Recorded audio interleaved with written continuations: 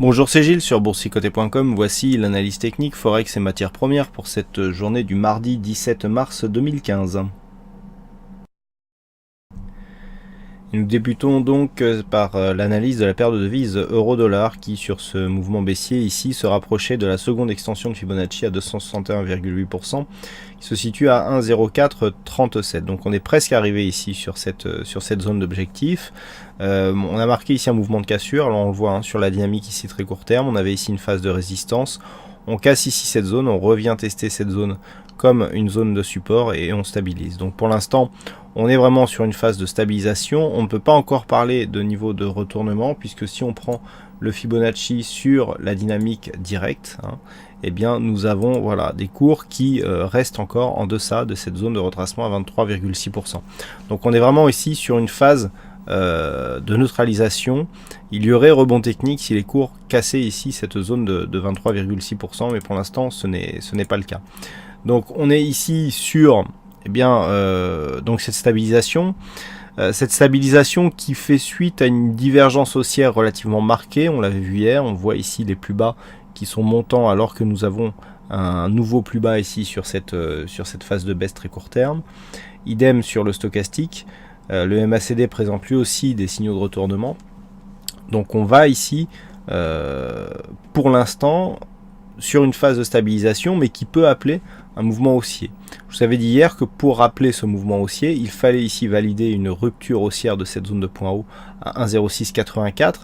Alors si on l'avait fait d'une manière assez directe, notamment avec un peu plus de suivi dans la nuit, on aurait même pu valider un double bottom.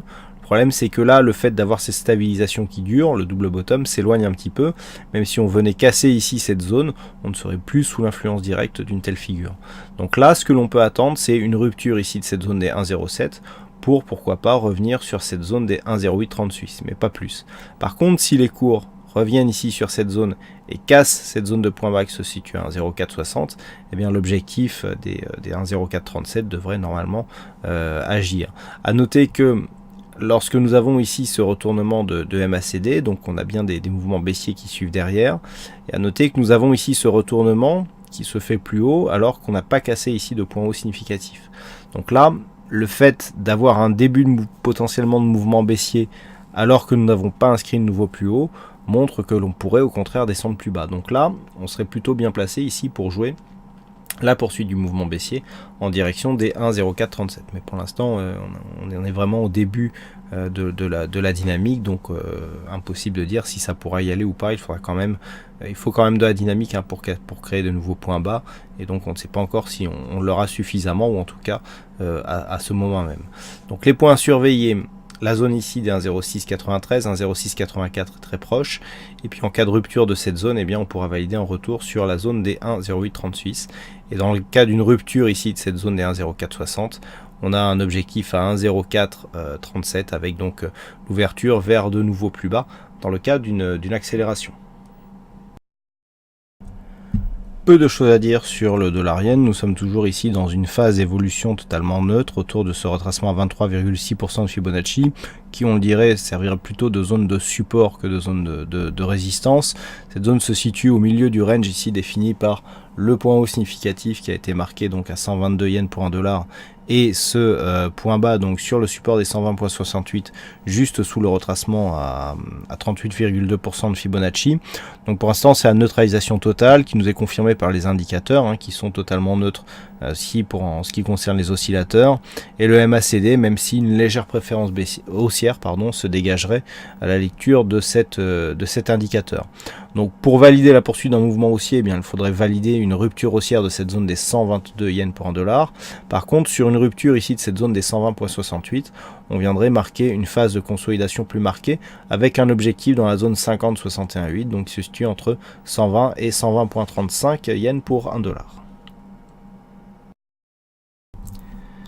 Et enfin sur l'or, suite à cette dynamique baissière ici qui a amené les cours donc sur cette zone des 1150 $ l'once, nous avons une phase de stabilisation entre 1150 et 1165. Il semblerait que les cours veuillent repartir à la baisse. Alors on a eu un mouvement très rapide dans l'après-midi On est descendu ici, on a marqué un nouveau point bas significatif court terme à 1142,89 $ l'once.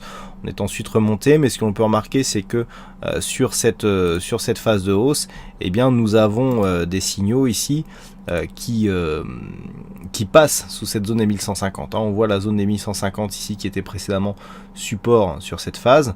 Et là, le fait que l'on ait une cassure ici et les cours qui reviennent coiffés par cette zone de résistance ici montre que nous sommes potentiellement dans le début d'un mouvement baissier dont l'objectif, je le rappelle, se situe à 1138 $ l'once. Donc on est pour l'instant au début de ce mouvement. Ce que l'on peut voir, c'est que précédemment les cours ici évoluaient sous cette moyenne mobile 20 exponentielle. On est venu attaquer ici la bolle inférieure et on commence à accélérer.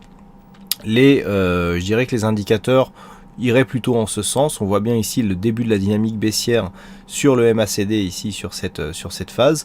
On a encore du potentiel, on n'est pas du tout en zone de survente sur les oscillateurs et le MACD entame à peine ici l'entrée dans sa zone négative. Donc il est tout à fait possible que l'on vienne ici marquer un mouvement baissier, auquel cas la zone d'objectif sera la zone des 1138 $ l'once. Nous avons un niveau d'invalidation pour cette stratégie, enfin pour cette anticipation, qui se situe sur le plus haut de cette bougie à 1164,23. On pourra valider ici une rupture haussière des 1165 pour invalider ce scénario baissier avec l'objectif donc que je viens de vous indiquer. Voilà ce que nous pouvons dire donc sur cette analyse technique Forex et matières premières. Je vous souhaite à toutes et à tous une bonne soirée, bonne chance dans le prochain trade et on se retrouve donc dès demain pour d'autres analyses techniques sur le site boursicoté.com. Bonsoir à tous.